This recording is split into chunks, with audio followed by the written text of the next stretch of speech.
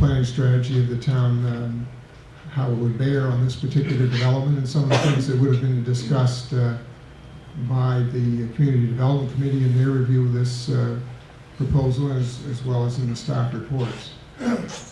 One of the main issues is architecture.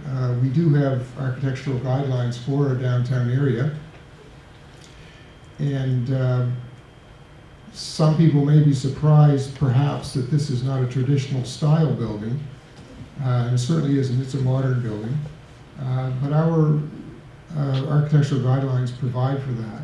In fact, they go, and I can just read a quote from it. The intent is not simply to repeat the architecture of the past or encourage use of new styles, but instead to discourage standardized designs which can be seen anywhere. This building has reflections of the historic architecture and the use of a pitched roof and traditional materials, wood siding. For instance, most of the siding material is wood or wood composite materials. So those features reflect the style of the traditional style, but again, it's not a traditional building, it is a modern building.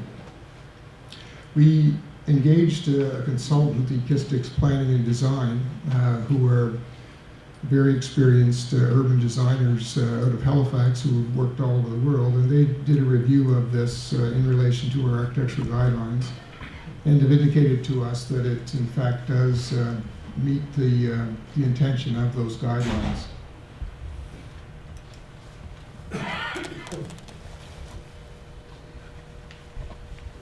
Of course, parking, for those of you who are following this, know that parking is a concern, certainly, and the Community Development Committee heard a lot about that in their meetings. There's 32 spaces provided on the site, and also the development agreement requires the developer to pay $20,000 cash in lieu to the town, cash in lieu of parking, which the town would use to develop additional parking in the downtown area. And the town is in fact working on several projects to in fact increase the parking in the downtown area. The 32 spaces is not commensurate with the normal land use bylaw requirements for residential units in particular. We've done some work to try to determine what sort of parking load there might be for this type of building, for this type of unit, really. It's very small. It's anticipated that most of the units would probably just have one occupant. So we've done some research to try to understand how much parking demand there is in student housing throughout the town. And we surveyed